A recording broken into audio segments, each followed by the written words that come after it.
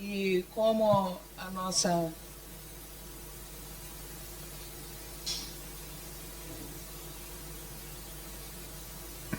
querida Marlene já falou, até então eu também não sabia nada de Eurípides Barçanufo. Quando eu comecei a estudar o Espiritismo, a gente ouvia falar muito vagamente, mas não sabia, né, o que realmente significa essa pessoa. O que Eurípides fez, não só para uma cidade chamada Sacramento, mas também pela educação, principalmente, e também pela parte do espiritismo. Científico também. Exatamente. Então, Eurípides nasceu em Sacramento, né, uma família pobre. Ele é o terceiro filho de 15 filhos. Né? Esse terceiro filho foi o filho que se revelou, né, perante uma cidade inteira, que não dirá pelo mundo também, né, por tantos feitos benéficos para nós. Um deles foi no sentido da educação, da mudança de como é que um professor deve agir e como ele deve educar as suas crianças. Nessa época, era muito comum a gente escutar dizer sobre os castigos, né? A palmatória, e era muito comum as crianças não conseguirem estudar por causa disso, né? Quantas crianças e quantas pessoas a gente conhece hoje que falam, nossa, eu apanhei muito na escola. Né? Eu tenho um cunhado que passou por maus pedaços, né? Nessa época. Não nessa época de Eurípides Barçanufo, há alguns anos atrás. E Eurípides veio propor para a educação um modelo de amor, de paz, né, do qual valorizar a criança, dar amor e dar carinho é o melhor remédio para que as crianças possam aprender. Veio ensinar também que a caridade, né, como já diz o nome da palestra, ele é um apóstolo da caridade completa. Porque mesmo nas dificuldades, ele continuou ajudando as pessoas. Independente se tinha saúde ou se não tinha saúde. Né? Para a gente começar a entender mais ou menos como é que começa essa história do Eurípides, a gente se faz necessário citar o antes do nascimento da cidade de Sacramento. Nós sabemos que nada na vida nossa acontece por acaso. Tudo é uma preparação do mundo espiritual, do qual, no momento, nós não entendemos. Mas, futuramente, todos nós vamos entender o porquê que acontece isso. E quando a gente estuda ou lê sobre Eurípides Barçanufo, a gente entende que o processo do qual Eurípides foi facilitado para vir até Sacramento foi muito maior. Né? Ele é um espírito de elevada grandeza, né? Ele foi uma estrela entre nós, do qual os espíritos benfeitores, os maiores vultos do espiritismo, estavam com ele nessa missão. Então, Sacramento foi fundado a pedido especial de Dom João VI. E quem solicitou esse pedido de fundação, né, de uma igreja foi um padre. Naquela época, Portugal concedia sesmarias para os padres, para que eles pudessem fundar ali uma cidade, fazer a cultura, evangelizar, né, segundo o catolicismo. E quem é que sabe me dizer aqui o que é sesmarias? Alguém sabe? Você sabe? Sesmaria é um tanto de terra, eu não sei qual é a metragem, mas é um bom pedaço, tanto que deu a cidade, né, de Sacramento. Isso, são terras concedidas por Portugal a pessoas no título, né, para desenvolvimento e também para desenvolver na agricultura e desenvolver também ali o local, né, facilitando ali a vida das pessoas, fundando casas e tudo. Bom, então, filho de Hermógenes Ernesto, o senhor Mujico, e Jerônimo Pereira de Almeida, dona Meca, nasceu no dia 1º de maio de 1880, se não me engano, na pequena cidade de Sacramento, cidade muito católica. Então, Sacramento era basicamente católico. Basicamente não, era toda católica, né? Para vocês verem o desafio de Eurípides em nascer numa cidade basicamente católica. Logicamente, ele foi católico antes dele se converter ao espiritismo. E fez inúmeras coisas também como sendo católico. Não que ser católico seja, né, ruim ou não. Mas pelo fato dele ser espírita, e logo depois que ele se converteu ao espiritismo, dele fazer tantas coisas, depois de ser espírita, ele já fazia, sim. Mas no lado espiritual ele fez muita coisa, não é que eu digo dizer, não estou dizendo que não fez muito como católica, mas depois do espiritismo houve muito mais progresso, né? As coisas andaram muito mais rápido para ele. Bom, então Eurípides começa a estudar. E no colégio, que ele frequentou o Colégio Miranda, ele já entrou praticamente assim, sabendo ler e escrever. Ele era um menino muito adiantado, ele tinha uma inteligência muito avançada, exatamente. E ele gostava muito de leitura. Tanto que quando Eurípides termina os estudos no Colégio Miranda, termina entre aspas, né?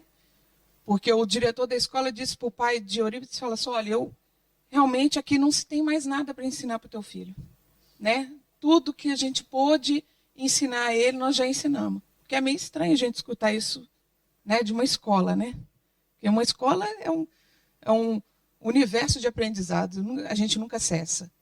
Mas no caso de Eurípides, eu acredito que havia sempre alguma coisa por detrás, né, disso. A gente acredita que sim, porque tanto ele, depois do Colégio Miranda, ele já avançado, já ajudava os professores, né, era assistente dos professores, para vocês verem como que era a inteligência de Eurípides. O diretor disse para o pai, pessoal, olha, eu aconselho que você matricule o seu filho numa escola da capital, porque lá ele vai ter mais condições de aprender, né, ele vai ter contato com outros cursos, inclusive fazer um curso superior, né? Para vocês saberem de um fato interessante, quando o Eurípides era adolescente, ele era uma pessoa assim tão ativista, né, que ele fazia parte do Grêmio. Ele montou lá ele gostava muito de teatro e ele escrevia peças de teatro. Então ele fazia peças dramaturgas, né? Do qual assim todos ficavam assim, né? Poxa, meu Deus, um menino dessa idade fazer coisas assim tão fantásticas, né? Peças lindas, onde discutia a poesia, a filosofia, né? Então tá aí, uma dessas peças do qual ele fazia, que ele fez, né?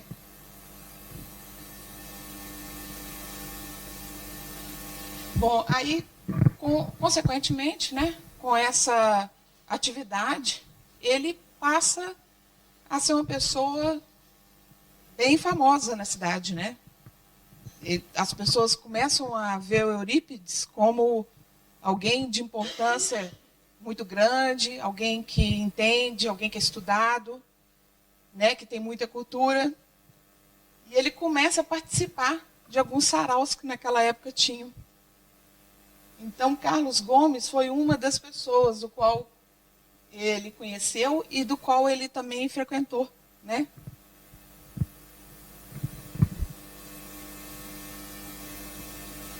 Bom, e após isso, né, após ele ser tão conhecido e participar bastante dessa parte cultural da cidade, logicamente, em consequência, ele passa a ser o secretário da Irmandade de São Vicente de Paulo. Essa Irmandade existe até hoje em Belo Horizonte, porque a minha mãe contribui até hoje para a associação. Né? Então, assim, é uma associação muito antiga que ajuda muitas pessoas, principalmente crianças com deficiências. Né? Então, assim, é uma fundação muito antiga. E participa também da criação de um jornal da cidade, chamado Gazeta do Sacramento e do Liceu Sacramentano. São 2 jornais. Um deles é também da escola, né? Do qual ele fundou. Então, a consequência disso, Eurípides passa a desempenhar um papel muito importante em Sacramento, né? E as pessoas começam a procurar o Eurípides. Mas tinham várias coisas que Eurípides ainda ficava preocupado. Né? Haviam 3 problemas, o qual Eurípides, digamos assim, ficava pensando sobre isso. Um deles era a doença da mãe, que a mãe tinha ataques epiléticos. Mais para frente, quando Eurípides entra para o espiritismo, ele consegue a cura para a mãe, que nada mais era do que uma obsessão. Né? O segundo problema era que ele via o tio dele, o senhor Mariano, que era espírita e tinha uma casa espírita em Santa Maria, com uma coisa que estava afetando, né, a sociedade sacramentana. Como a família toda se convertendo ao espiritismo. A cidade basicamente católica. Então começa aí um certo conflito entre ele e o tio. Não que eles vão brigar e vão, né? Não. Mas é um confronto de ideias, do qual ele, sendo basicamente católico, quer persuadir o tio de qualquer maneira de que o tio está errado. É a ironia do destino isso, não? Você querer convencer uma pessoa que ela está errada e acabar, né, se entregando ao espiritismo. Então, num dia, o senhor Mojica, o pai dele, hospeda um médico na casa dele. E Eurípides, quando era criança, nessa época, via os livros desse médico. E começou a ler, a folhear esses livros. E aí despertou nele a vontade de ser médico. Mas, infelizmente, ou felizmente, ele não pôde seguir a carreira de médico. Porque no dia que ele ia sair de casa para ir para a faculdade, a mãe dá um ataque epilético. E aí ele pensa, como é que eu vou fazer o meu curso e largar minha mãe aqui nesse estado? Sim, a mãe dele teve o ataque epilético porque ela não suportava a ausência do Eurípides. Né? Então, isso foi uma maneira de manter, porque a missão dele estava ligada naquele momento diretamente ao sacramento. Isso, exatamente isso. Por aí foi aquilo que eu disse. Talvez a gente não entenda de início as coisas que acontecem conosco. Mas sempre há um motivo muito maior do que a gente sabe. Né? Não é à toa que nós estamos aqui, trabalhando na terra estrangeira, não é isso? Vivendo um dia após o outro. Né? Tudo há um motivo. Né? Graças a Deus, Deus sabe das nossas necessidades. Das nossas necessidades. Isso mesmo. Então, com essa paixão que ele teve pela medicina, ele abre uma farmácia homeopática com 17 anos. Agora pensa bem, 1897. Ó, e ele com 17 anos, ele já tem Um intelecto bem... adiantado e ele, eu ainda não disse que Eurípides, ele nunca fez um curso de medicina, ele não fez um curso de farmácia, mas ele falava muitas línguas. Dentre 3 línguas, no mínimo, ele conversava. Isso sem ter frequentado uma escola.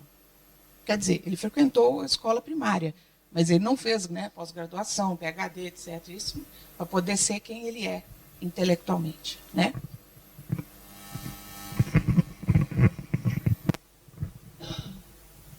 Então, isso foi o que eu já tinha dito, né, sobre a medicina.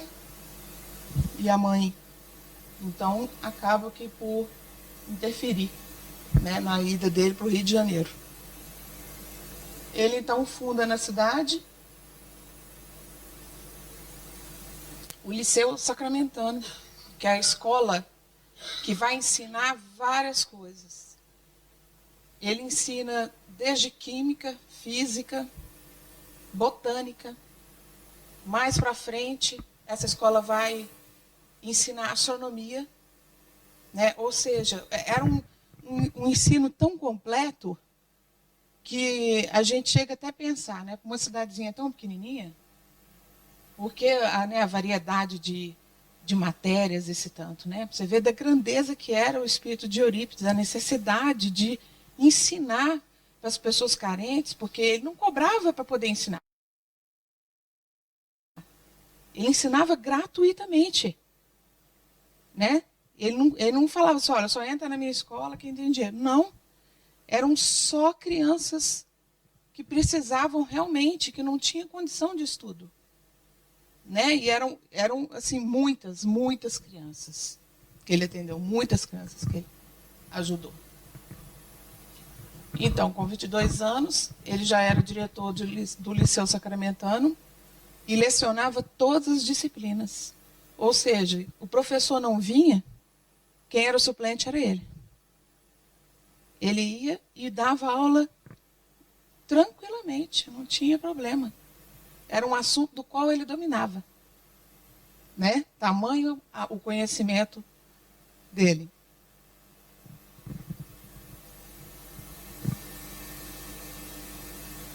Bom, em 1902, ele se candidata à política. E ele passa a ser vereador da cidade de Sacramento. Na época que ele assumiu o cargo de vereador, a cidade deu um boom. Né? Foram criadas tantas coisas, tantas leis em benefício dos cidadãos de Sacramento, que é assim, uma coisa inacreditável. Foi criado o bonde, né? A escola, tinha farmácia, né? Tinha um monte de coisas do qual o pessoal foi se beneficiando.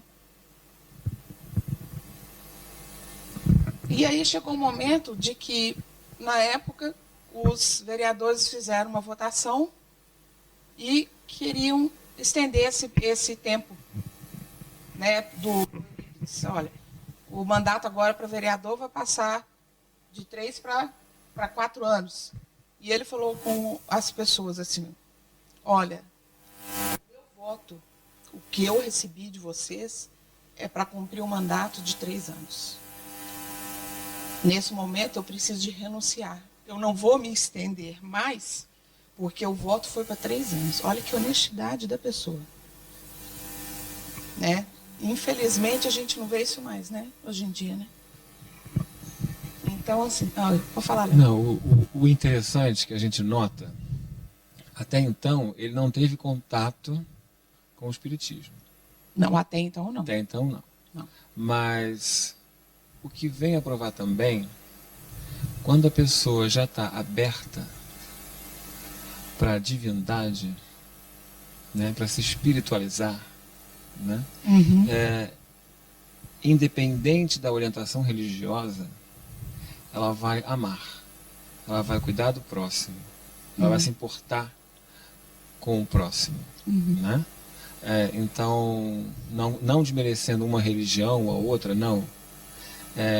A base de toda religião é o quê? O amor. É o amor. É o amor para consigo, eu vou cuidar também de mim, né? Vou me fortalecer, né? Agora, eu vou nesse processo de me conectar comigo mesmo, eu vou procurar me conectar com o meu próximo, tá ajudando, auxiliando no que eu puder, né? Então a gente já vê a grandeza do Espírito, né? Por aí você vê, porque independente da religião, independente da fé, digamos, a fé que eu digo assim, daquilo que você acredita, o mais importante é o teu coração, né? É aquilo que você faz em benefício do próximo, né? Isso não tem nome, né? Isso não tem religião, porque a religião foi criada pelos homens, né? Porque Jesus ensinou foi o amor ao próximo, né? E não rotulou o que ele fez para ser seguido. Ele simplesmente mostrou que, olha, esse é o caminho, né? Pois é, então vamos lá. Então, ele sendo vereador também fez muitas coisas. Aí eu já falei, né, que é sobre os 3 a 4 anos. Ele, em 1900, ele funda essa Irmandade São Vicente de Paulo, do qual ele é secretário, e logo mais à frente ele vai ser presidente, né? Como ele tem contato muito com os padres e tudo, ele passa a ser, né, a pessoa escolhida para ajudar nessa fundação aí. E nesse momento também, pelo fato dele estar muito próximo dos padres, nessa época, era muito difícil as pessoas que não eram cultas, ou, digamos assim, escolhidas, né, pelo padre ou pelo clero, seja o que for, de ter acesso à Bíblia. Né? A justificativa para isso era que as pessoas que não tinham estudo não tinham compreensão do que estava na Bíblia. O que é um equívoco, né? Somente os padres tinham acesso à Bíblia.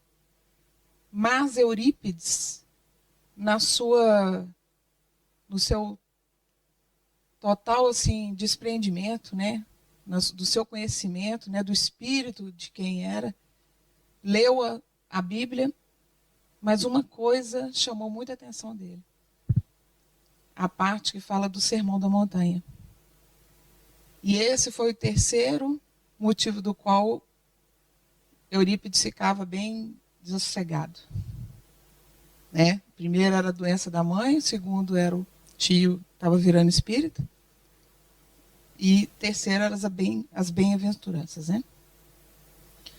Bom, então, conta também que Eurípides, quando assistia à missa, assistia do lado do padre. Ele vinha com um caderninho, tudo que o padre dizia, ele anotava ali no caderninho. Né? Era a ligação dele com o catolicismo era tão grande que algumas pessoas diziam, isso aí só os mineiros que vão entender, diziam que ele andava de fasto quando saía na igreja. Traduzindo no mineirês, ele saía sem dar as costas para o altar. Ou seja, a porta da igreja está aqui, ele andava assim, para que ele não ofendesse o altar.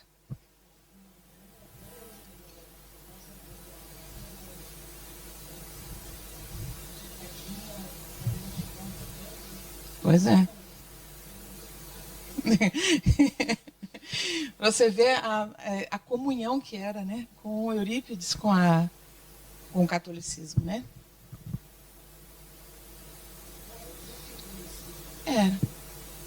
Era a religião do qual todos nós nascemos, né? Todos nós fomos batizados católicos, né? Uns sim, outros não, né? Não. Você foi da onde, meu filho? Ah, que joia, tá bom então. Não interessa, é importante que você está aqui. Então, com 22 anos, ocupava 5 funções de responsabilidade. Olha, 22 anos, gente. Quem em 22 anos faz isso aí que Eurípides fez? Eu, com 22 anos, eu nem pensava em ir para a igreja. Eu fui católica. Então, ele foi professor e diretor do Liceu Sacramentano, que é a primeira escola de Sacramento. Ele foi vereador e foi jornalista também, escrevendo muito para os jornais, né? E foi secretário da Irmandade de São Vicente de Paulo. Bom, mas a vida dá muitas voltas, né? Chegou o momento do Eurípides de despertar um pouco a curiosidade para o mundo invisível. Na época, várias coisas aconteciam em Sacramento. Muitos fenômenos físicos, muitos. Eram panelas que saíam voando na casa, era gente que via a porta fechada abrindo, janela fechada batendo. Eram pessoas que tinham marcas de barro na roupa sem terem sido tocadas. Chuva de pedra, sem ter nada no telhado, mas você escutava o barulho das pedras, parecia que era uma tempestade de pedra. Né? Então, vários fenômenos nessa época de Sacramento, a cidade começou a ficar, né, já preocupada, porque não é uma comunidade católica, o que está acontecendo, né? E aí o que fizeram? Chamaram Frederico Peró. Frederico Peró, ele era um anarquista espanhol, fugido do teu país. Primeiro chegou em Campinas, depois foi parar em Veríssimo. E hoje tem uma cidade em Minas que chama Peirópolis. É, exato. E o interessante do Peiró é que vocês devem estar perguntando o que um cara materialista tem a ver com isso. Se o cara não acredita em nada, né? Pois então, quero ser breve e contar para vocês o que foi que aconteceu. Dizem que, segundo, né, as pessoas dizem lá, que ele chegou para poder verificar, né, o que estava acontecendo na cidade. E ele ficou estudando. Um dia, um amigo dele falou para ele assim: olha, eu tenho uma reunião espírita, eu frequento um centro, você não quer ir comigo? Não, eu não acredito nisso, eu já te falei que eu não acredito nisso, eu não vou. Aí, tudo bem. Na segunda vez, falou: não, vamos comigo, né, para você ver como é, quem sabe vai te ajudar. Então. Bom, tá ok, eu vou. Mas foi naquela descrença, né? Aí sentou lá para assistir a reunião, assistiu a prece, aí assistiu a palestra. Na segunda parte, do qual era a parte mediúnica, o dirigente da Casa Espírita psicografa uma mensagem em espanhol, do qual ninguém sabia. Quem que vai entender espanhol? Ninguém. E aí, sabendo da presença dele na reunião, fala assim: olha, eu tenho uma mensagem aqui que está no teu idioma. Você gostaria de ler e falar para nós se você entendeu ou não? Frederico Peró pega a mensagem, lê, entende, mas diz para o dirigente que não entendeu. E o que é que pode ter sido? Foi a mãe de Frederico escreveu para ele, dizendo coisas que só ele e ela sabiam. Ele escutou isso. Com aquilo, né, que a partir daí ele já começou a acreditar realmente. Como é que pode uma pessoa que nunca me viu escrever coisas que só eu e minha mãe sabiam? Então, a partir daí, né, Frederico Peró começa a entender melhor sobre o espiritismo, a querer saber mais. E aí funda, em 28 de agosto de 1900, o primeiro centro da região, que chama o Centro Espírita Fé e Amor, que, segundo eles dizem, está aberto até hoje também.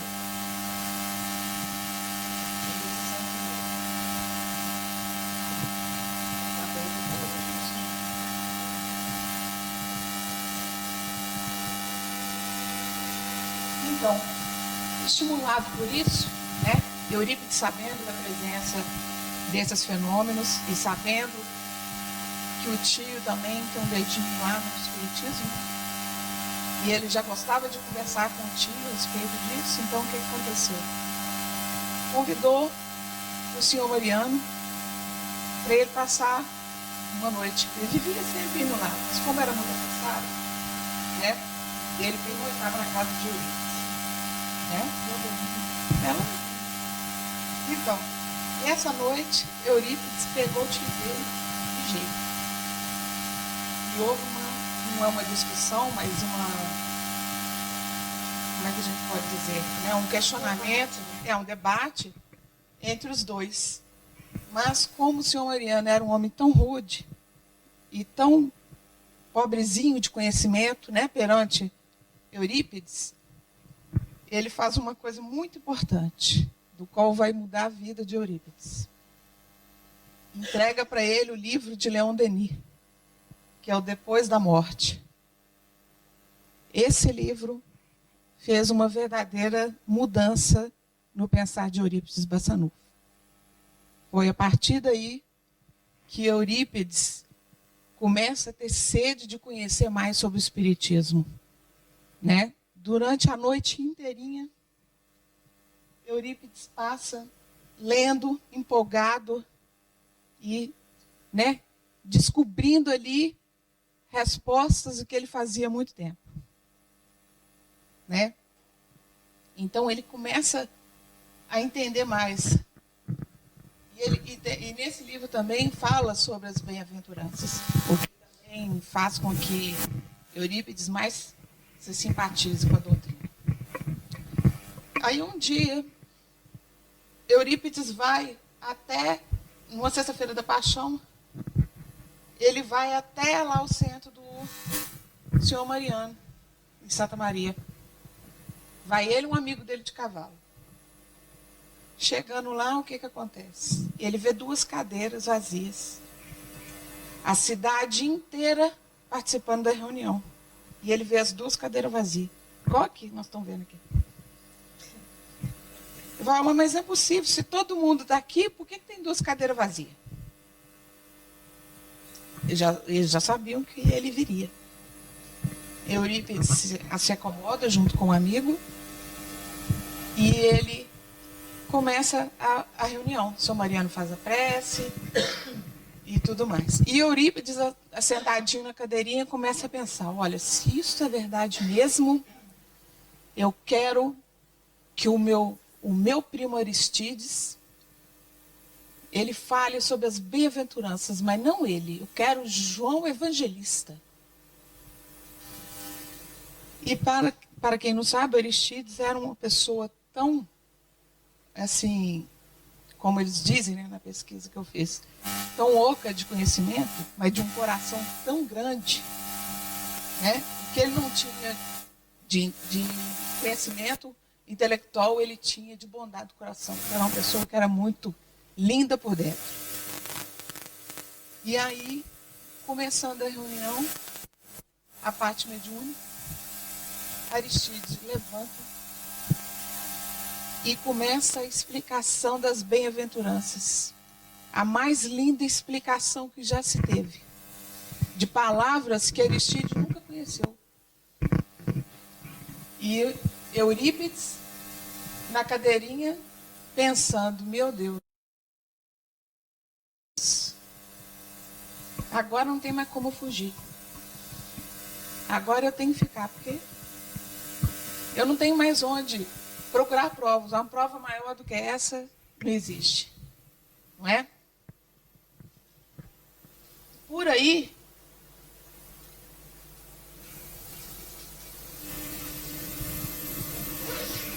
né, como eu já disse, o Aristides é aquele ali, que está do lado esquerdo. E Eurípides sentado na mesa do lado dele. No final, ele assina com João Evangelista. Bom, a partir daí, Eurípides está saindo nas reuniões espíritas da família. A família toda se converte ao espiritismo. A mãe era assim, a Dona Meca era uma pessoa do qual ela tinha, ele mesmo diz, que se ela tivesse como é que eu posso dizer? Talvez não seja a palavra certa que eu vou dizer, mas se tivesse consciência espiritual que ela tinha curado muito mais do que ele, do tamanho da força e da bondade que era a Dona Meca, né? Era uma mãe atenciosa, era uma dona de lar exemplar, né? Então, assim, tinha todas as qualidades de uma pessoa que tinha um coração muito grande, né?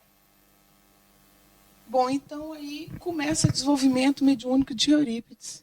Eurípides começa a experimentar todas as mediunidades. Segundo eles dizem, Eurípides tinha todas citadas no livro dos médiuns. Todas. E altamente desenvolvidas. Não era um pouquinho da psicografia, um pouquinho... Não. Ele era um médium mais do que completo. Né? Olha, por aí você vê a grandeza espiritual dessa pessoa, né? Do qual Jesus, na sua infinita bondade, deixou, né, que ele viesse até nós para nos ensinar o que é de mais bonito que a caridade, né? Bom, então, aí o que acontece? Nessas reuniões, Eurípides recebe o seu mentor, Vicente Paulo, o qual fala com ele: Eurípides, entrega a presidência da associação para os teus amigos, porque eles vão saber conduzir essa associação melhor do que qualquer outra pessoa, porque você agora, neste momento, é chamado à responsabilidade da missão maior, a missão espiritual. Em breve você vai ser orientado. Então, Eurípides passa, né, todos os papéis da associação para os seus amigos e começa o apostolado dele junto, né, aos amigos e aos parentes da casa espírita do qual ele começou. Muito bem. E quem é que vai ajudar Eurípides nesse momento? Quem vai ser o espírito do qual vai fazer as curas, o espírito do qual vai fazer a mudança, né, de Eurípides para o homem apóstolo? É Dr. Bezerra de Menezes, do qual tem um extremo contato com o Dr. Eurípides. Das vezes que Eurípides se desdobrava para atender as pessoas, era junto de Dr. Bezerra de Menezes que ele fazia. Dr. Eurípides fez muitos partos, e todos com a ajuda espiritual do Dr. Bezerra de Menezes. Esse espírito de grandeza do qual também a gente jamais vai entender, porque a nossa mente ainda é muito pequena para entender os desígnios de Deus, a gente tem só uma pequena parcelinha. Ele, através de Eurípides, passava as receitas médicas.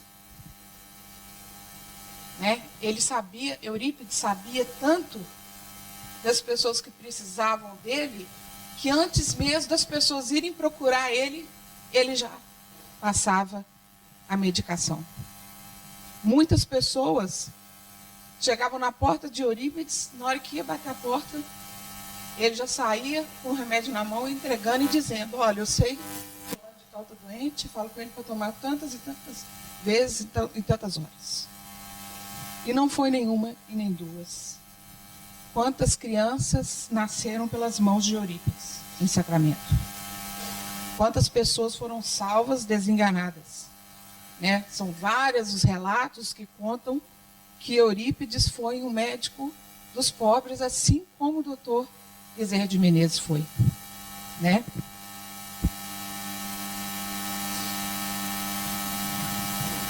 Então, como já foi dito, né, Eurípides desliga definitivamente do catolicismo. E Vicente de Paulo avisou ele também do qual ele seria muito criticado e ele ficaria sozinho. Era natural pensar assim, porque numa comunidade tipicamente católica, né, ele não poderia contar muito apoio com essas pessoas. Elas iam julgar ele e muitos diziam que ele estava louco. Né? Muitos diziam que ele tinha enlouquecido. Como é que pode uma pessoa, né, do quilate de Eurípides, né, para a comunidade católica, de repente se ter virado para o espiritismo do tio dele, meu Deus, né? Todo mundo dizia. E isso não foi muito aceito. Mas Eurípides, firme na tua missão, firme no propósito, o único propósito do qual nós vamos entender no finalzinho, de que era a divulgação do espiritismo, os ensinos do Evangelho de Jesus. Essa foi a missão de Eurípides. Foi a prática da caridade, a prática do amor dentro do Evangelho. E Eurípides era uma pessoa do qual seguia à risca. Ele era uma pessoa tão reta que ele seguiu o Evangelho ponto por ponto. Né? Como Paulo de Tarso, né? Exatamente. Mas nós vamos ver lá na frente. Lá na frente nós vamos descobrir muita coisa dessa historinha. Então, aí acontece a primeira cura de Eurípides Bassanufo. Eurípides sai do centro com seu tio Mariano e pergunta assim: quem é o Carlos? Quem é esse homem chamado Carlos, meu tio?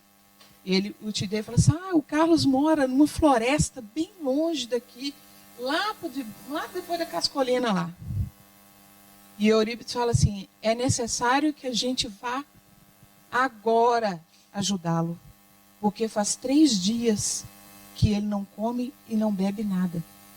Mas meu Deus, como é que nós vamos fazer? A gente vai ter que atravessar uma selva, e aí é perigoso, está de noite. Eurípides diz, com a maior calma desse mundo: nós estamos a serviço de Jesus.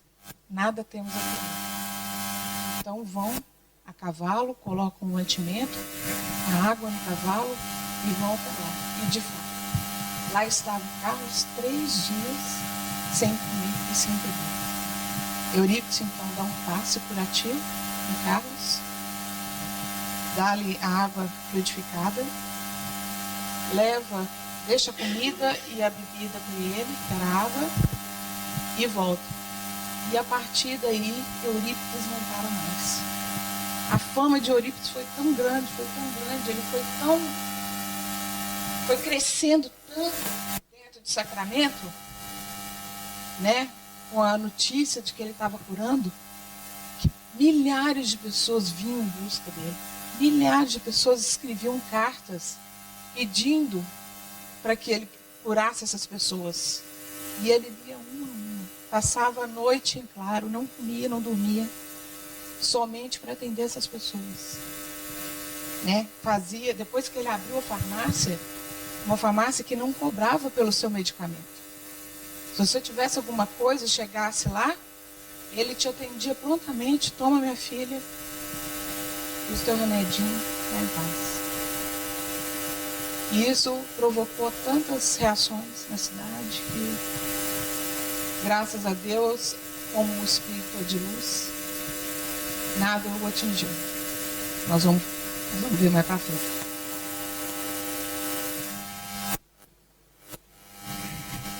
Bom, essas são algumas coisas de Eurípides que ele tinha feito, né?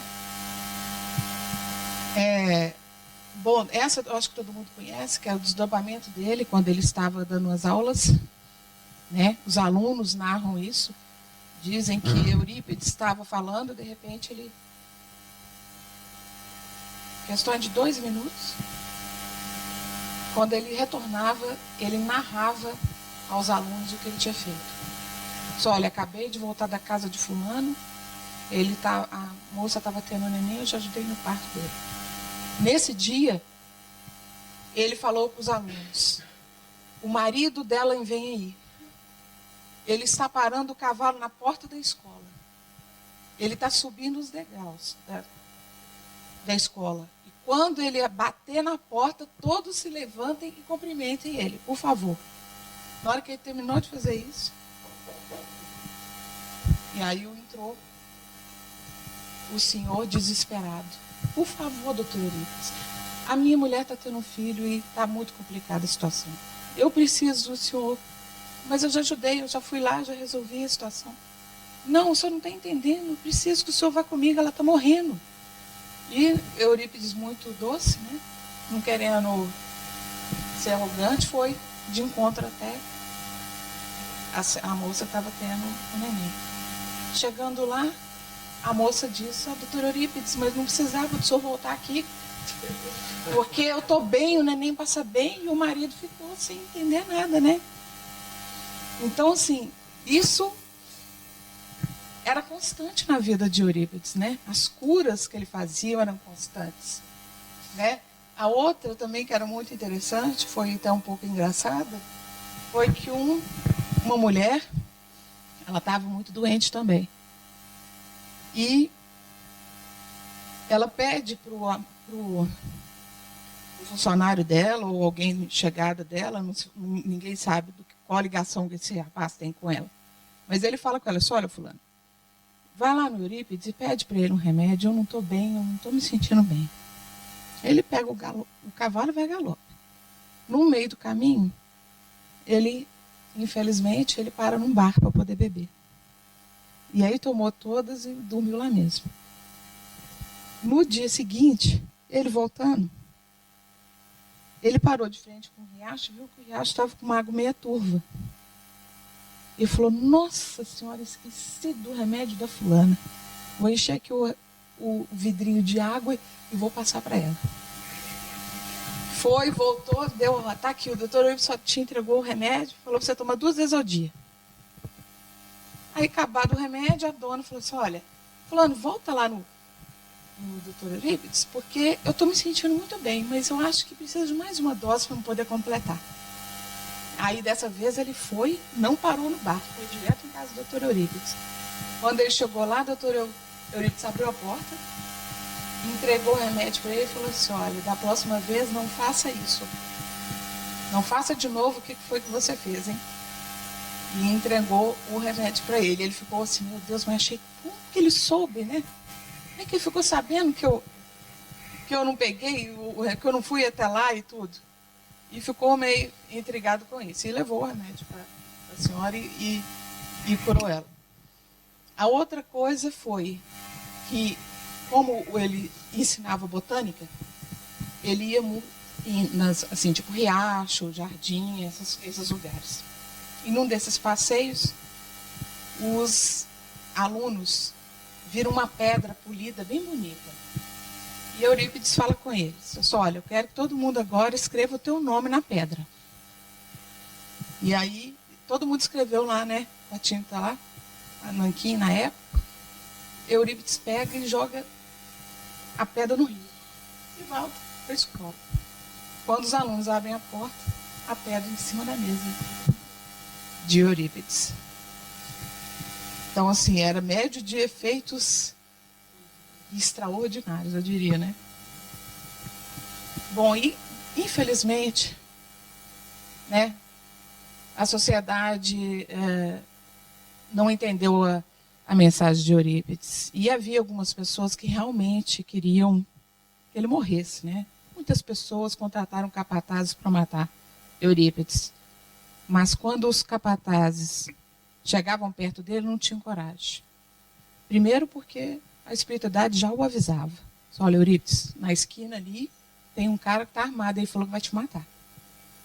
Ele ia todo tranquilo. Boa noite, meu irmão. E a pessoa não conseguia fazer nada, né? Tamanha é, né, da superioridade desse espírito. Bom, então, nessa época surge um padre do qual não gosta de Eurípides, evidentemente, e o ataca de todas as maneiras, né? Faz um pronunciamento público né, falando coisas horríveis a respeito do espiritismo e a respeito dele. Eurípides, a princípio, ele não atende a essas coisas, porque para ele, para falar dele, ele não se importa. Mas quando uma pessoa fala sem ter justificativa da doutrina do qual ele abraçou, ele disse, olha, eu preciso fazer alguma coisa. Né? Neste momento, as pessoas correram para avisar. Olha, Eurípides, tem um padre falando mal de ti lá na praça. E aí, o que eles disseram? Olha, eu já sei de tudo. Eu estava lá e assisti tudo. Então, o que acontece? Eurípides fala para as pessoas, olha, eu vou aceitar o desafio e pode marcar o debate. No debate, Eurípides vence e é ovacionado por 2.000 pessoas. Né? De tamanho era carisma de Eurípides nessa época.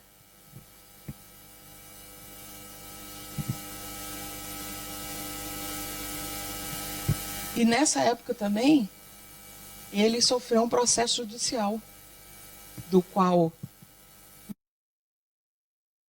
o farmacêutico, que tinha uma farmácia muito linda, muito chique, daquelas de botânica, assim, bem bonita, com vidro e tudo. O cara devia ser bem rico, mas não conseguia vender um remédio. Enquanto que, na farmácia de Eurípides, com 2 portinhas, eram filas quilométricas de pessoas. Né? Então, o que acontece? Esse farmacêutico fica muito, né, contrariado com isso e acaba entrando num processo contra o Eurípides, dizendo que ele fazia medicina ilegalmente e era farmacêutico sem ter formação.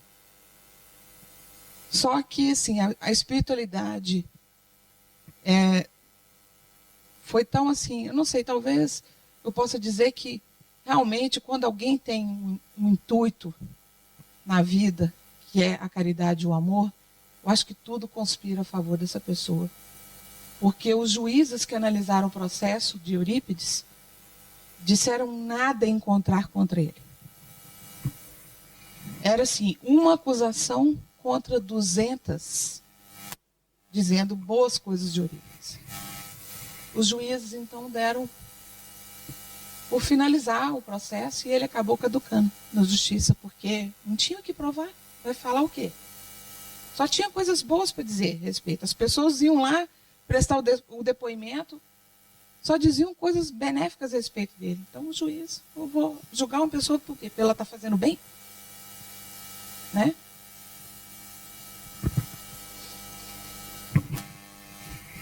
Essa reportagem. Ah, sim. Então, nessa época aí também, o espiritismo era muito perseguido. Os espíritas nessa época eram muito perseguidos. Mas tudo não passou de um conclave católico, né, daquela época. Porque não queriam que era uma seita maldita. Né, era alguém que mexia com o demônio. Então, assim, houve muitos protestos. E, na época, pela Constituição do Brasil, aquela pessoa que abrisse um centro e praticasse o espiritismo era apedrejada. Então, as pessoas faziam reuniões escondidas, né? Para que não, era como se fosse assim, alguém fazendo, a grosso modo, uma seita do qual você não podia praticar. Né? Fica impedido de todas as maneiras. Você não pode, como até bem pouco tempo a gente, infelizmente, né, viu aí nos jornais, a moça que foi apedrejada por ela ser do candomblé. Exatamente. Então, assim, eu acho que às vezes, eu penso que a pessoa, nós estamos regredindo, né? Às vezes, porque isso já nem mais está na Constituição, já foi retirado da Constituição e ainda continua fazendo essas coisas, né? Infelizmente. Então, vamos lá. Então, totalmente envolvido nos estudos, Eurípides recebe uma intuição, do qual é criar o culto das 9 horas. Esse culto foi um pedido muito especial da espiritualidade, né? Vamos fazer o culto das 9 horas, ensinando o Evangelho. E o que acontecia? Naquela época, as pessoas que participavam desse culto eram médios de efeito físico. Então, o que aconteceu? Quando Eurípides começava a falar o Evangelho, a voz dele ecoava em todas as casas de Sacramento. Não existia uma pessoa em Sacramento que não escutasse o Evangelho.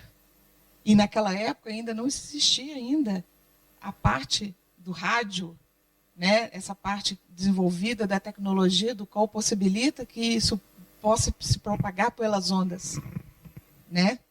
Tamanha importância que foi esse culto. Esse culto até hoje existe também.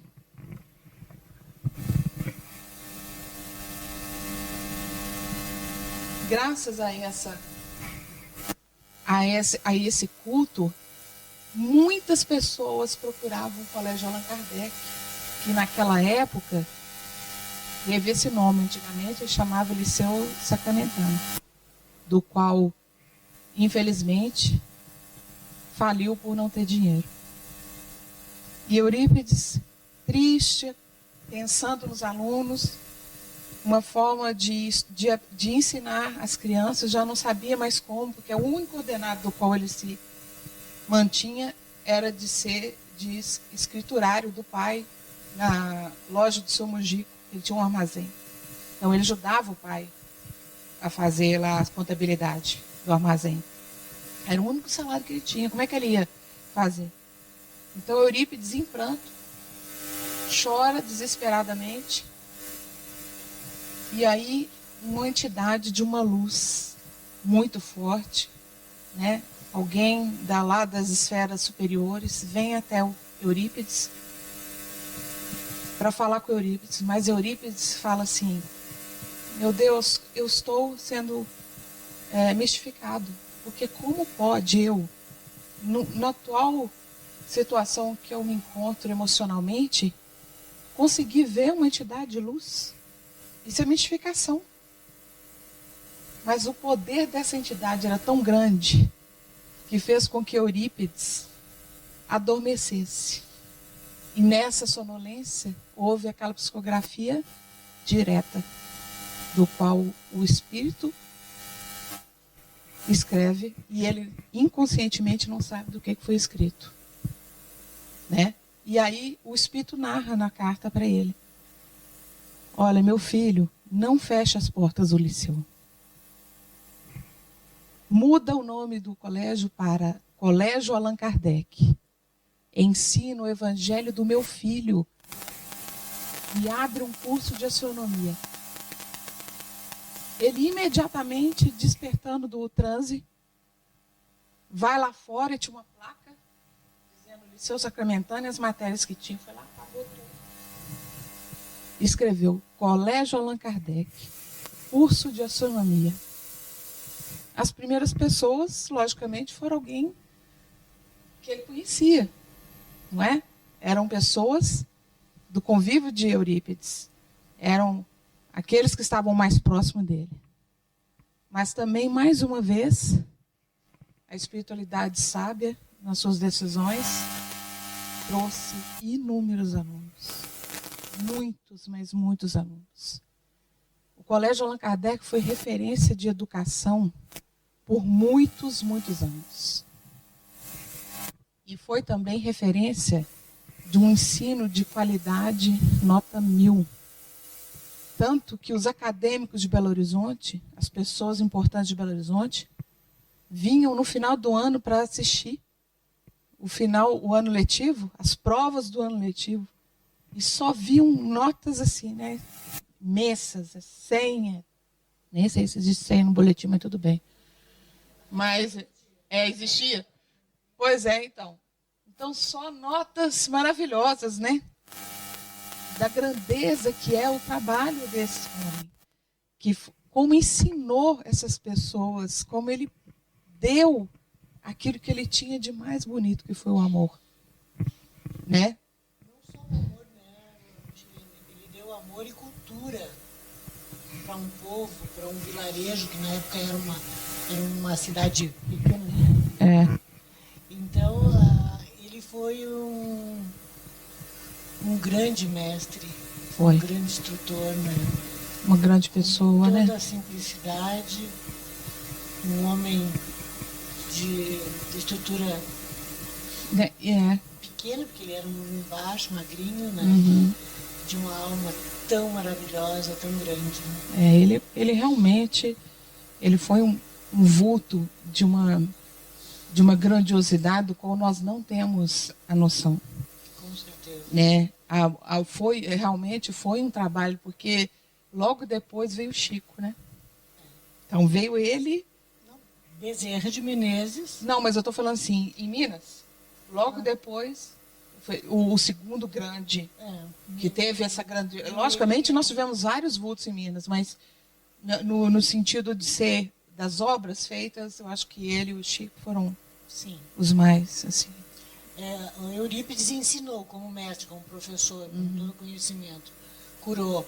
E Chico fez todo esse trabalho, né, de divulgação, de divulgação da doutrina, simplificando o nosso conhecimento, sabe, nos trazendo de maneira mais fácil e compreensível o conhecimento da doutrina. Exatamente. E esse foi um outro também, né, que teve a mesma, assim, se você fizer uma comparação, intelectualmente, culturalmente também, tem muito a ver com o Eurípides, né? Sim, com certeza. Exatamente. Bom, então, o colégio tem a proteção, como vocês podem ver aí na foto, o espírito do qual disse a Eurípides para que fosse feito a transferência do nome, né? Ele disse para o Eurípides que Maria estava cuidando dele nesse momento. Então não tenha medo. Maria está cobrindo com teu manto, né? Para que possa dar tudo certo. Não tema. Ele disse para ele. Bom, mas o tempo foi passando, né? E Vicente de Paulo, num desses transes de Eurípides, leva Eurípides até as esferas superiores e diz para Eurípides: olha, meu filho, a sua missão termina na Terra. Não há mais o que ser feito. Né? E conta para Eurípides, segundo, eles não podem provar isso, mas pelos relatos que Eurípides deixa, tudo dá a entender de que Eurípides sabia quando ele ia. Né? Ele tinha uma secretária, a dona Amália, do qual ele tinha muita confiança, e os dois tinham uma afinidade muito grande no trabalho que ele desenvolvia. Então ele pede para ela: anote tudo que eu vou te falar. Mas nós não sabemos se ele disse para ela se ele ia desencarnar. Ele disse que estava próximo, mas não falou quando. Eles acham que ele sabia quando que ele ia desencarnar. Ele era uma pessoa tão lúcida, tanto física quanto espiritualmente, que eu creio que ele sabia sim, porque ele tinha um equilíbrio para saber. Por exemplo, se somos nós que temos uma informação de que tal dia, tal mês a gente vai desencarnar, a gente entra e desencarna antes, né? De angústia e de medo. Nossa Senhora, a gente, sem a gente saber de verdade, a gente já fica procurando, né? E Eurípides Sana para coçar? o equilíbrio.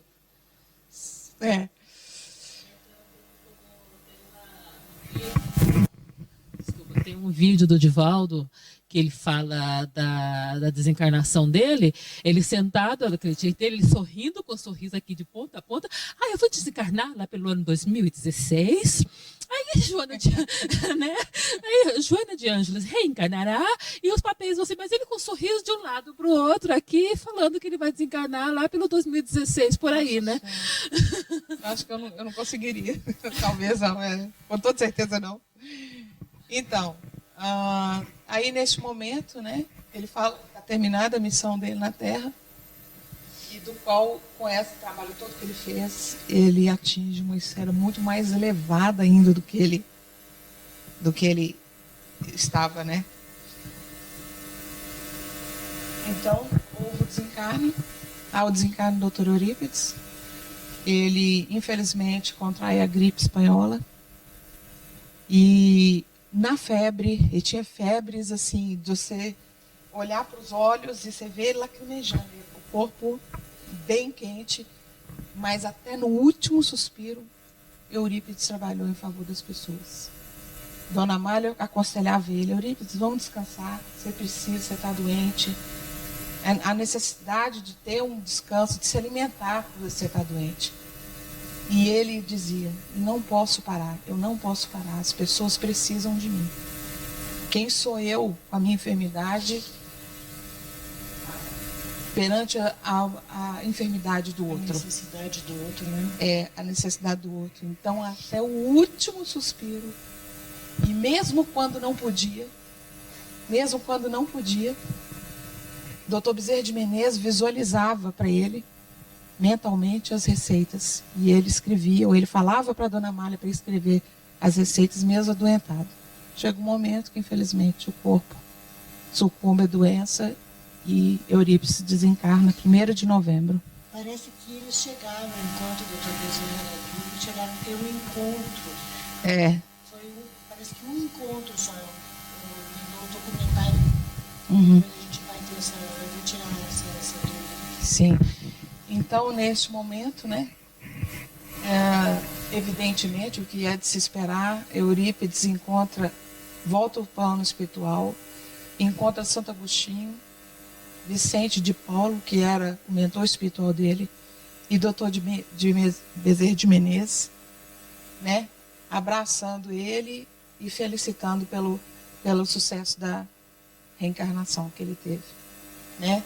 E ele, na total humildade, uma mensagem de Chico Xavier, 30 do 4/50, diz para nós: a nossa marcha continua, e como sempre, irmãos meus, confirma a promessa de seguir convosco até a suprema vitória espiritual.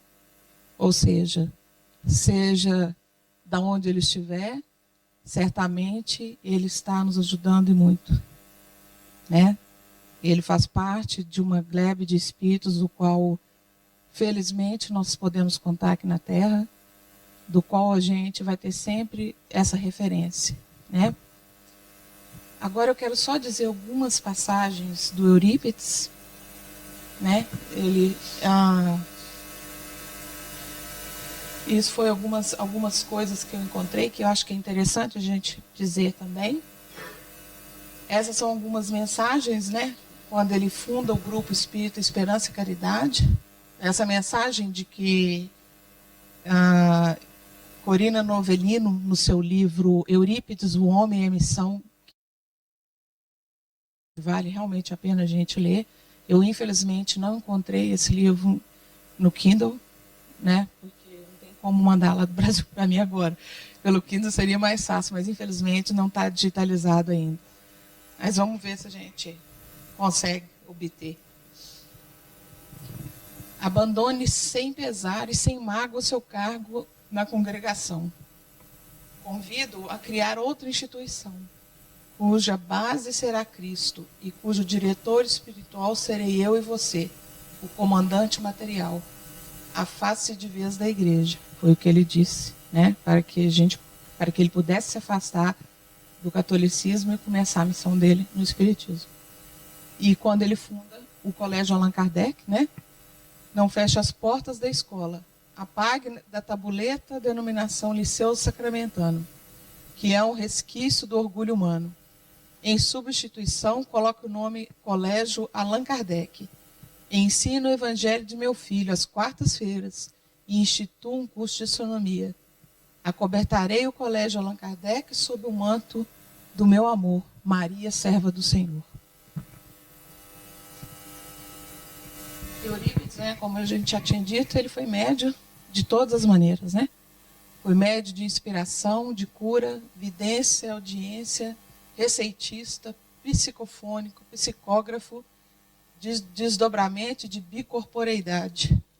Conforme as curas iam se realizando, a fama de Eurípides Bassanufo ia crescendo, aumentava o volume de cartas que ele recebia de todo o Brasil, solicitando receitas. Chegou a responder 500 cartas por dia. Olha quantas cartas, gente. Também, né?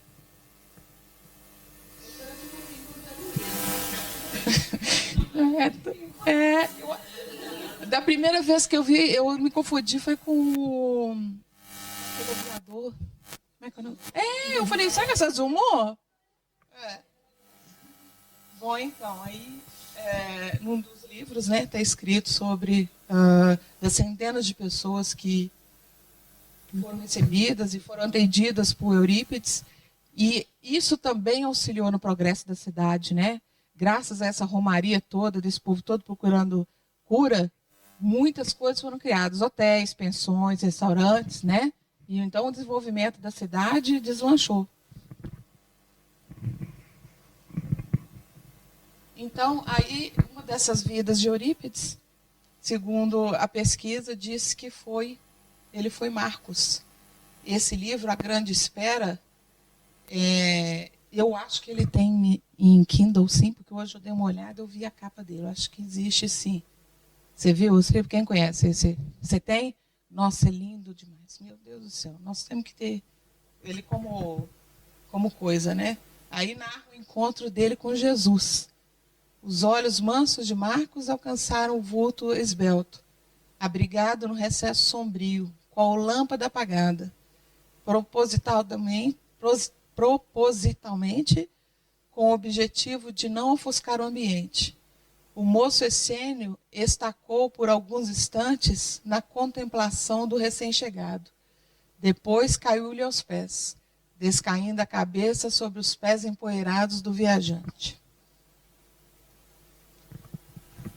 Jesus expõe a Marcos a sua tarefa, ou seja, já falava para Eurípides, né, naquele tempo, o que é que ele tinha que fazer, né? Marcos, repouso nos teus ombros fardos de grande envergadura, bem mais delicados que os de todos os teus companheiros reunidos. O horizonte está ensombrado de incertezas e aflições, e é necessário que realizes o fato novo de dourar com o brilho da coragem e da abnegação a linha do entendimento nos corações. Está disposto à grande tarefa? Aguardo dos céus a necessária mercê, a fim de garantir uma iluminação da rota a percorrer, disse Marcos. A gloriosa tarefa deve iniciar-se hoje. Tarefa dada por Jesus a Marcos. Qual era? Espalhar a boa nova, né? Da chegada daquele que se dispuser a amar as criaturas até o sacrifício de viver entre todos. Muito lindo, né? A missão. Ele também tem uma vida em Ave Cristo. Ele é Rufo, do qual quem lê vai saber que ele conta. Tem que ler o livro para a gente saber qual que é a história. É só uma citação aí de Ave Cristo, né? E esse é o livro que eu falei com vocês, do qual Corina Novellino se torna biógrafa de Eurípides e narra tudo, né, com muito detalhe. Vamos buscar uma afirmativa de Chico Xavier, descrita no livro Eurípides, o Homem e a Missão. Escrever sobre a vida de Eurípides seria quase o mesmo que fazer a biografia de Jesus.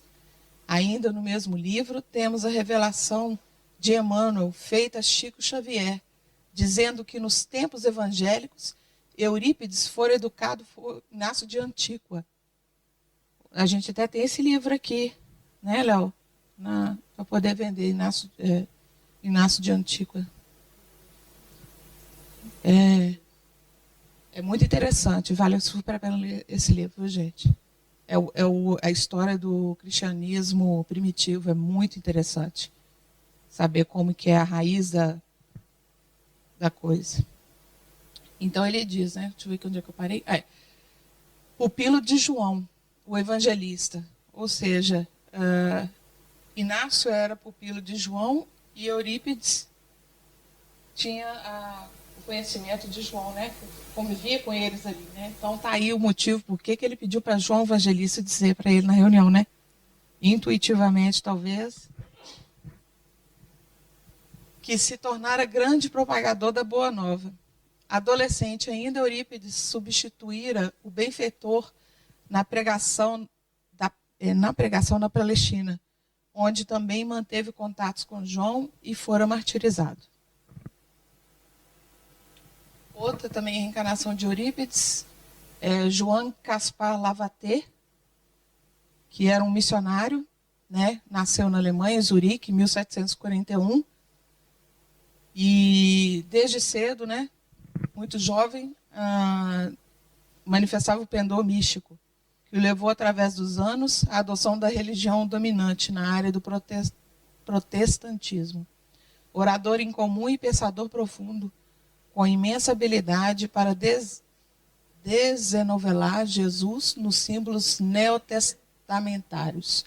Seus sermões atraíam um grande público. Está aí também, como a gente soube, né, daquele debate que ele teve lá, né?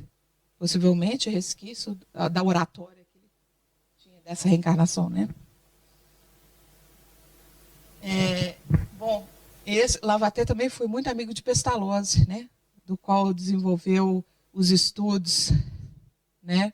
Então, ele dava aula segundo Pestalozzi sem sequer ter contato com os ensinamentos de Pestalozzi. Ou seja, os ensinamentos naquele momento, porque ele já aprendeu disso, ó, bem para trás, né? E ele também se interessou pelo mesmerismo. A gente já falou sobre o mesmerismo aqui, que é a cura através da corrente eletromagnética, né?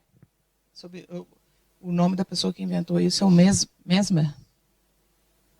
Exatamente. Ou seja, então, mais uma coisa, né? Um contato que ele teve e que ele levou futuramente, né? Do qual pôde usufruir, né? Como é que foi preparado esse espírito para estar em Sacramento, né? No meio do nada. Bom, então, Lavater teve as suas ideias espíritas publicadas, né? Escreveu várias cartas, mandou para a Rússia, se não me engano, para a Imperatriz Maria da Rússia, esposa de Paulo I, do qual eles leram e acharam, né, interessante, e também dizia sobre a influência dos fluidos para eles. Bom, ele também teve uma participaçãozinha, né, na doutrina. Ele foi citado num dos livros da codificação. Somente uma beleza existe, uma única perfeição, Deus. Fora dele, tudo que adornamos com esses atributos não passa de pálido reflexo do belo único, de um aspecto harmonioso das 1001 harmoniosas da criação. É, pois, certo dizermos, não que somos mais belos, porém que nos aproximamos cada vez mais da beleza real, à medida que nos elevamos para a perfeição. Então está lá em Obras Póstumas de Allan Kardec, essa citação. Bom, e aí, como a gente já sabe, que a Marlene já disse, né? Eurípides é dirigente espiritual do manicômio, do Hospital Esperança, especializado em loucura. Ele pessoalmente solicitou, né, a espiritualidade, a Jesus, que lhe concedesse, né, montar um hospital desse porte, desse nível, dessa especialidade no plano espiritual, para que ele pudesse continuar o trabalho dele, né? Não parou aqui, ele trabalha sempre, né? Continua trabalhando sempre. E quem narra isso é Manuel Filomeno de Miranda, nos Tormentos da Obsessão, quem quiser saber maiores detalhes. Maravilhoso. Leiam, viu? Eu tenho de emprestar também, eu acho que eu estou vendendo. Então, bom, aí é uma frase dele: o amor é tudo que temos, o único caminho pelo qual um pode ajudar o outro. E terminando, né, o pastor espiritual continua com a sua tarefa de educar e evangelizar, tendo como modelo e guia Jesus. A voz de Eurípides Barçanufo ainda ecoa pelas terras dadivosas do sacramento, sob as bênçãos de Maria, serva de Deus. Ou seja, né, nós temos muitos exemplos para a gente se inspirar, né? Embora seja muito difícil para nós vencer um dia de cada vez, a gente tem que se espelhar, né? Se inspirar nesses grandes vultos, porque para eles também não foi fácil, né? Mas ele sempre perseverante, né? Na tua fé, e com auxílio dos amigos espirituais, coisa que todos nós temos, né? E isso é uma coisa que eu acho que é muito importante dizer: jamais a gente vai estar abandonado. Nós sim achamos que a espiritualidade nos abandonou, nos deixou de lado nos momentos mais difíceis, mas não é verdade, né? Tudo é parte de um aprendizado. E se a gente se voltar para nós, né, e começar a entender o que realmente vai de dentro de nós, certamente a gente vai encontrar a solução, né?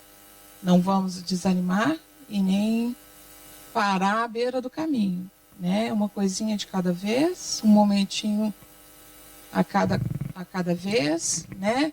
Porque há uma longa estrada ainda, né? E se hoje a gente está aqui, tendo a oportunidade de estar junto, de aprender junto, de compartilhar conhecimento. Eu acho que só eu que falei aqui hoje, né? Eu prometo que da próxima vez a gente vai fazer um debate melhor. E foi muito interessante, foi muito importante saber sobre Eurípides Barçanufo. Eu espero que todo mundo tenha gostado.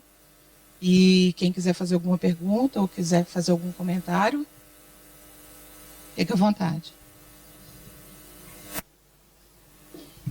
Em Goiás, né, na nossa famosa cidade de Palmelo, muito perto de Abadiana, não? Toda a comunidade espírita, todos os trabalhos espíritas que se faz lá é em torno do legado de Eurípides Barçanufo. Tem uma escola espírita com o nome Eurípides Barçanufo. Eu trabalhei lá de voluntária, ensinando espanhol para as crianças. Foram 2 meses, mais ou menos. E o centro espírita também. Muitíssima gente se chama Barçanufo na cidade, muitíssimos homens se chamam Barçanufo, e realmente é muito interessante. E é muito curioso porque quando eles fazem todo o que eles chamam de raio-x espiritual, e isso, não? Eles sempre dizem que eles estão sendo apoiados nas operações espirituais que fazem, porque tem vários hospitais espirituais na cidade. Em Palmelo, de cada 7 pessoas, 4 são médiuns. Na cidade. Tem vários hospitais espirituais, todas as semanas eles fazem raio-x espiritual, e eles dizem que eles são apoiados por Eurípides Barçanufo e pelo Dr. Bezerra de Menezes, que são as equipes que trabalham na cidade. Eu fiquei lá 3 meses, muito interessante. Nossa, é muito legal. Depois que eu aprendi mais sobre Eurípides, eu gostaria muito de conhecer. É outra cidade, né? Eu queria reconhecer Pedro Leopoldo, porque faz muitos anos que eu fui lá. Uberaba, e agora próximo vai ser Sacramento. Com certeza é muito importante, gente. Eles devem preservar muito a memória, né? Principalmente de um vulto de tanta benfeitoria como ele, né? Na cidade. Mais alguém quer comentar? Quer fazer algum comentário? É rápido. Eu sempre me questiono: por que saber da vida de alguém? Né? Do Eurípides, da Maria, do João, né? Eu acho que são exemplos de comportamento. né? Que independente do encontro dele interior religioso, né, espiritual, eles amaram. Eles realizaram o que o Mestre nos falou, né, há 2000 anos. Né? Amar o próximo como a nós mesmos. Então, primeiro a gente tem que aprender a se amar e a amar. Então, por que não? Né? Exatamente. Aprender com esses exemplos magníficos, né? Como Eurípides de Barçanufo. Eu acho que assim, vale muito a pena a gente aprender, porque o aprendizado ele vai fazer com que a gente se reconheça, né? Não é só o saber da vida de uma pessoa como Eurípides ou como ler livros do Espiritismo, não. É necessário que a gente aplique esse conhecimento, né? E, logicamente, nós sabemos que cada um tem os seus limites, né, Leonardo? Ninguém pode falar, eu não sei, fulano de tal consegue isso, eu não consigo. Cada um tem o seu tempo, cada um tem a sua jornada, as suas experiências, a sua bagagem. E o livre-arbítrio, exatamente. Então, assim, graças a Deus, estamos aí, né? E é bom saber que hoje todos nós estamos aqui, né? Nós poderíamos estar aí hoje, Rosa Marlene, quando chegou aqui, está fazendo calor, vamos para o pub. Mas graças a Deus nós fizemos a escolha do qual Jesus, né, nos ensinou, de estar aqui e de compartilhar isso. Eu muito tenho a agradecer de estar aqui hoje e estar também na casa espírita que eu estou, porque é graças a essa oportunidade que eu tenho de aprender. Então, vai o meu muito obrigado. Gente, olha, muito obrigada. Vou passar a voz agora para a Marlene. Nós vamos começar o passe.